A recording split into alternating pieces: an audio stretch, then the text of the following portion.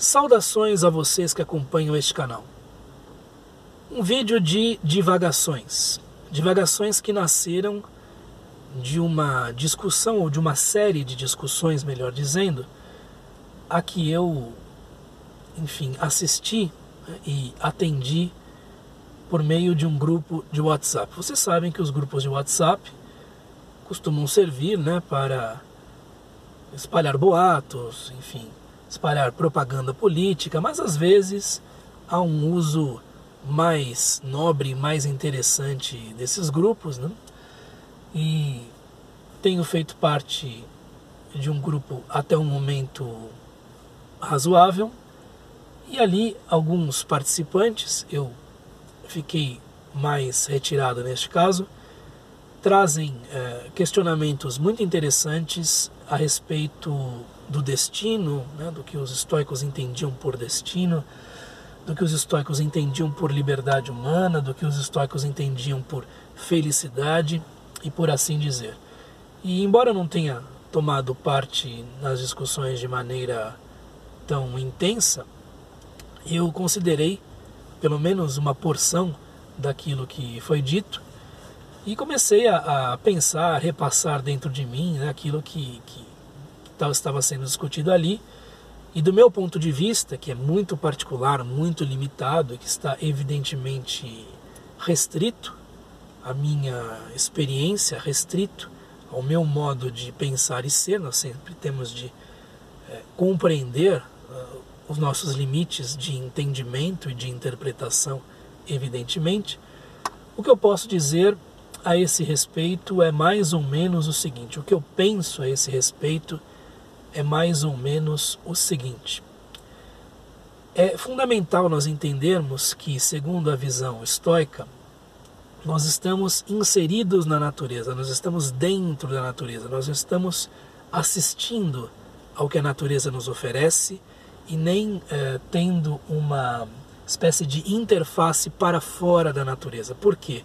Nossa tendência, enquanto indivíduos do século XXI, cuja mentalidade foi forjada por uma série de influências filosóficas que não vem ao caso, destrinchar, temos a tendência de pensar que nós estamos apartados do resto da realidade, que o que se passa dentro da nossa cabeça, em termos de emoções, pensamentos e outras operações similares, de certo modo não tem relação, ou tem uma relação muito tênue, muito esgarçada com aquilo que se dá fora.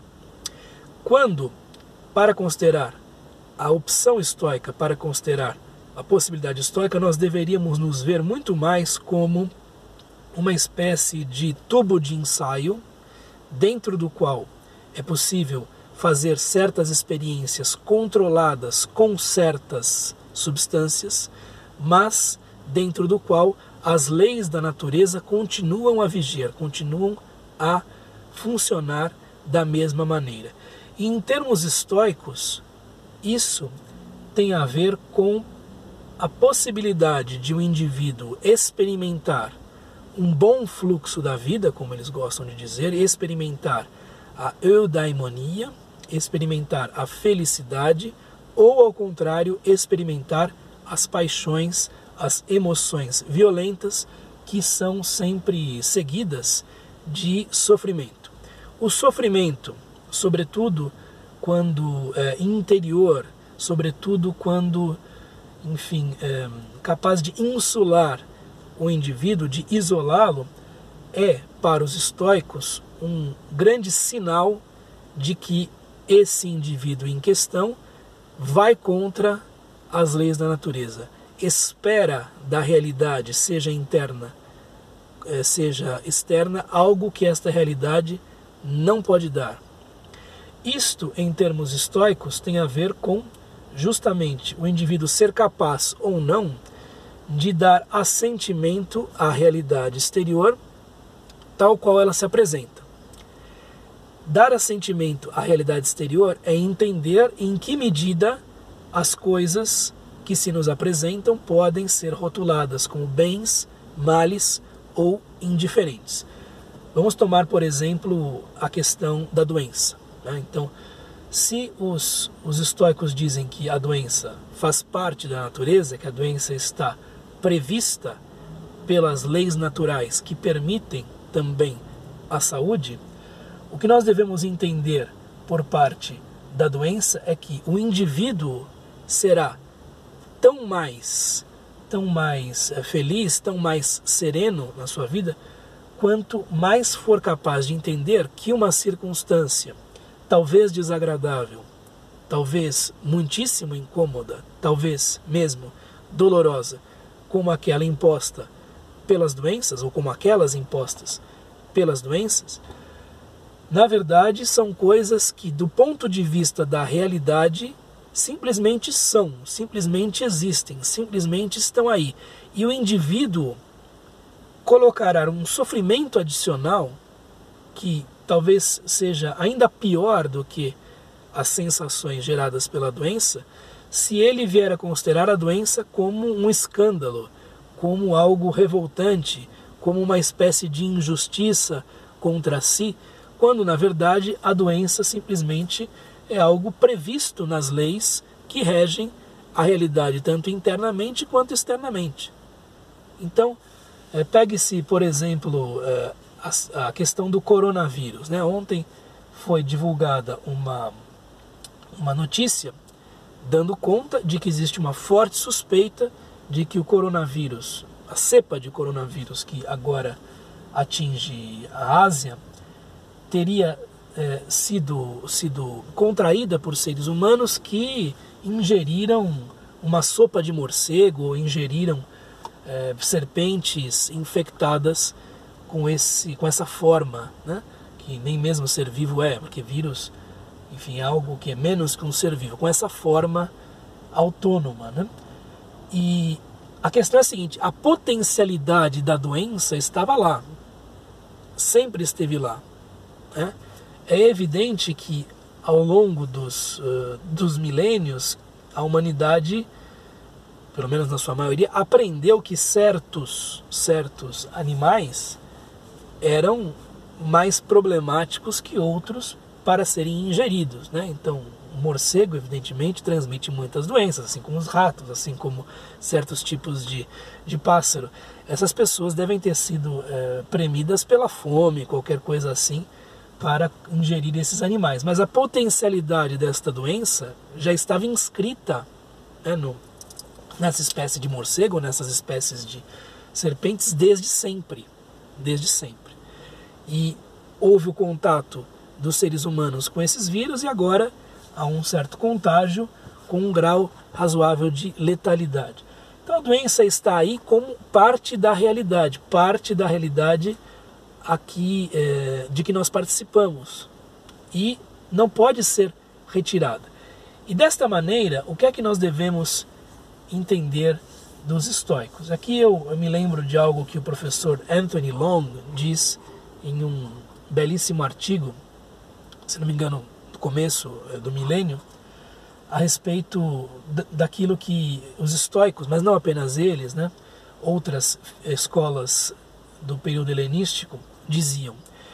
Os estoicos eram muito atrevidos, muito ousados, né, demonstravam muita galhardia, digamos assim, ao afirmar que a felicidade para o ser humano pode ser atingida independentemente das circunstâncias que o envolvam, independentemente daquilo que ele esteja vivendo, daquilo com o qual ele esteja sendo confrontado. O que é uma posição muitíssimo contrária ao senso comum. Nós temos a tendência de pensar não apenas que, retomando o que foi dito anteriormente, a realidade interior é algo que não segue os padrões da realidade exterior. É um tipo de tela, digamos assim, em que acontecem coisas que não acontecem do lado de fora, né? Quando na realidade nós vemos a contiguidade entre essas coisas, nós vemos que o logos que rege as coisas do lado de fora também está presente no ser humano, lembrando-se sempre de que logos, para os gregos, não é apenas razão em termos de cálculo, em termos de probabilidades matemáticas, potencialidades, senso de, enfim, geometria, formas, proporções, etc., etc., mas também a discursividade. Então, a possibilidade do discurso interior é algo que está intimamente ligado, segundo a visão estoica, à própria administração universal, à própria maneira como o universo se rege. Então, não há uma separação entre essas coisas. Nós estamos dentro da natureza e as leis de fora e de dentro são as mesmas, ainda que nós não entendamos muito bem como isso se dá. Mas há indícios disso no sofrimento causado quando nós vamos contra a natureza e no bem-estar proporcionado quando nós nos sintonizamos, por assim dizer, com a realidade e aceitamos o que ela nos oferece da maneira mais correta, adequada possível. Não apenas neste particular, né, os estoicos vão contra o senso comum, mas também nesta questão, que é a segunda que eu coloco aqui, de ver o ser humano como suficientemente capaz, ao menos em teoria, de garantir a sua própria felicidade, não importando as circunstâncias que o envolvem, porque nós temos a tendência de pensar que, para ser feliz, o indivíduo precisa ter uma certa porção, enfim, X de posses, precisa ter uma certa situação financeira, precisa ter uma certa condição social, precisa ter um certo prestígio ou uma certa honorabilidade na sociedade, precisa ter uma série de relações de parentesco e de amizade, enfim, que sejam satisfatórias e por aí vai. Então nós temos a tendência de pensar, contrariamente às escolas, ou muitas delas, melhor dizendo, às escolas helenísticas, de que essas condições externas sejam necessárias. Quando a alternativa dos estoicos, muito interessante pelo menos enquanto possibilidade, nos diz que é possível chegar a essa felicidade não importando aquilo que você esteja vivendo, contanto que você não veja nesses exteriores fama, dinheiro, riqueza, posição social, prestígio, parentes, amigos, etc., etc., bens nem males, e sim circunstâncias indiferentes. Contanto que você reconheça que o bem é algo interior, contanto que você reconheça que, do ponto de vista da natureza, essas circunstâncias exteriores são, por assim dizer, contingentes, são, por assim dizer, mutáveis, são impermanentes, são instáveis,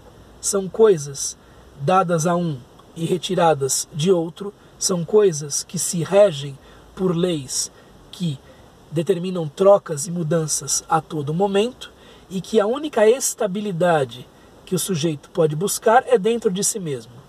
É naquilo que os gregos chamavam de arete, que é a excelência ou então virtude, a excelência interior.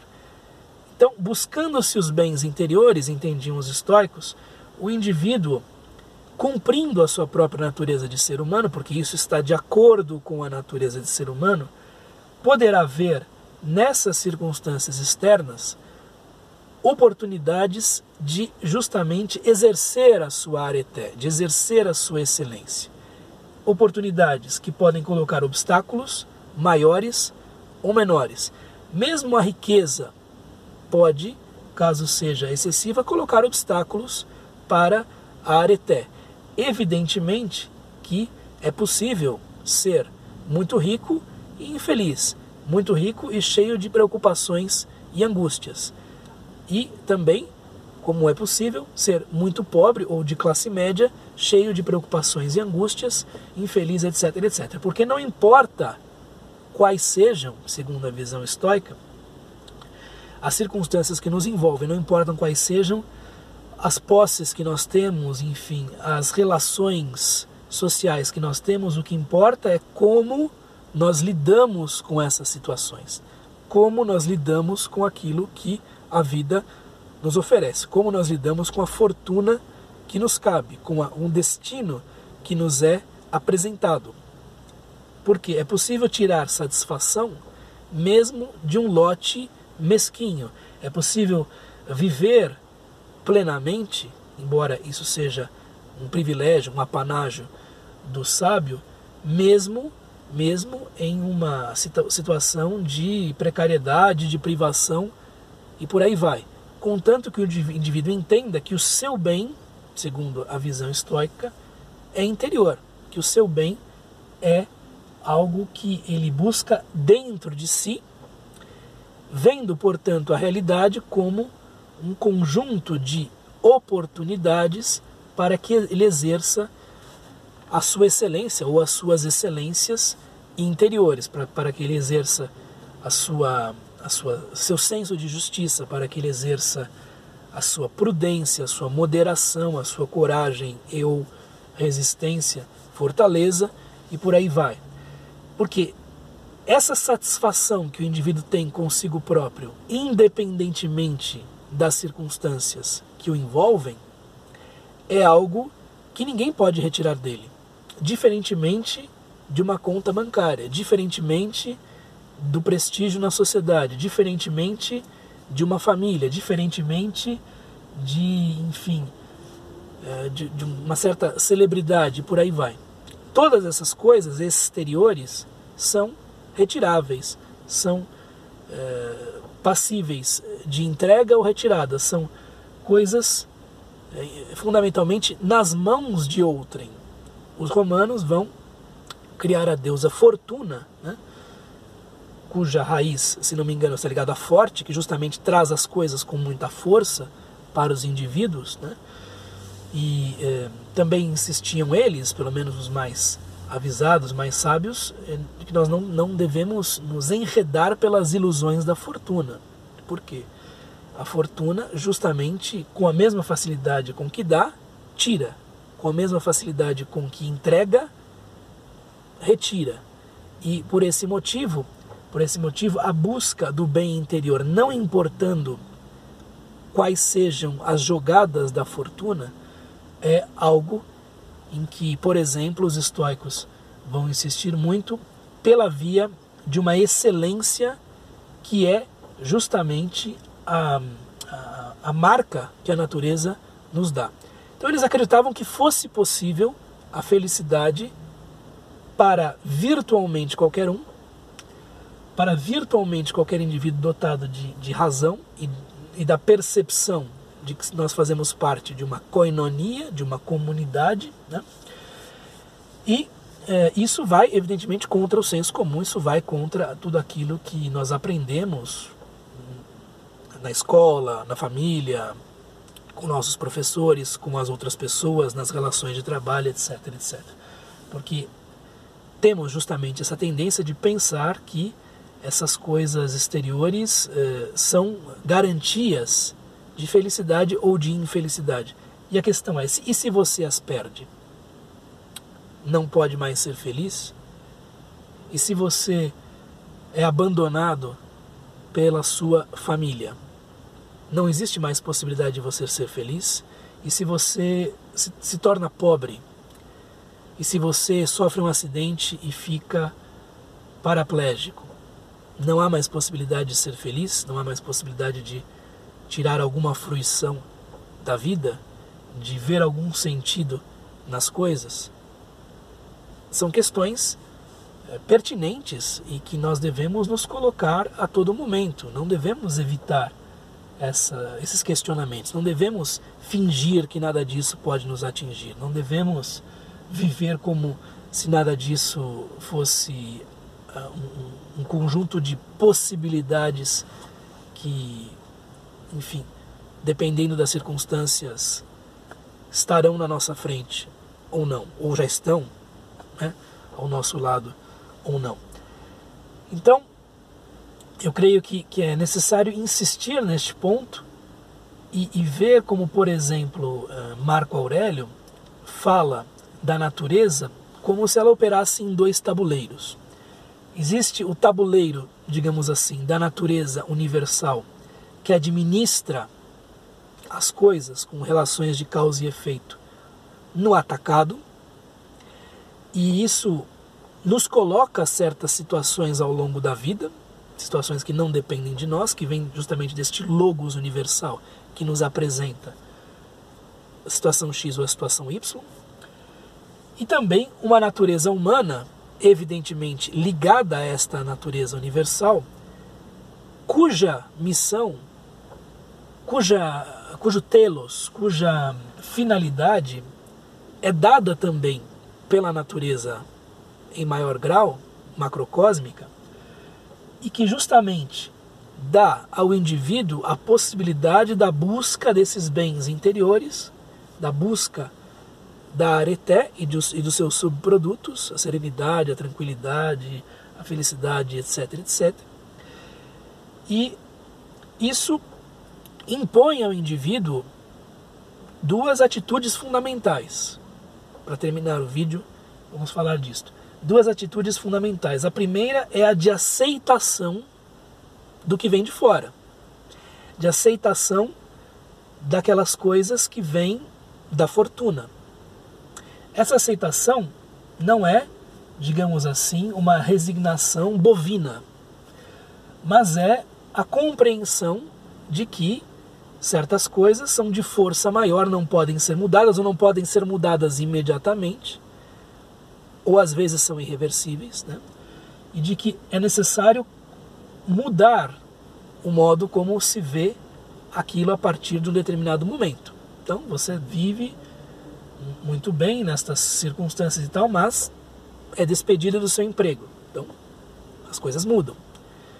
As coisas mudam. Como é que você vai reagir a isso? Você vai reagir como se o mundo tivesse acabado, ou você vai entender que, estando em um emprego, há a possibilidade de ser mandado embora? E justamente a partir de agora vai buscar outros desafios, né? Outra oportunidade. Só para dar um exemplo assim dos mais triviais. Então há a aceitação, não adianta não aceitar que você perdeu o emprego. Você perdeu o emprego, agora busque outra coisa. E há justamente o tabuleiro interior, mas há uma interdependência entre eles, não há separação completa, é como aquele xadrez do Star Trek que é jogado em diversos níveis. Há esse tabuleiro interior que é o da busca do indivíduo da sua excelência, que produzirá felicidade, produzirá serenidade, imperturbabilidade e por aí vai. Que é algo também natural. Então o indivíduo deve buscar justamente exercer sua excelência, exercer sua areté, porque isso é algo que a natureza lhe faculta. Isso é algo que a natureza nele inscreve como marca. E ao mesmo tempo entender que as coisas que vêm de fora, que vêm da fortuna, precisam ser acompanhadas de um sentimento de aceitação. Então aceitar o que vem de fora e buscar o seu próprio bem-estar, a vida mais plena possível, ao mesmo tempo. E entender que tudo isso é parte de um conjunto natural e não dois jogos diferentes. É o mesmo jogo em dois níveis diferentes.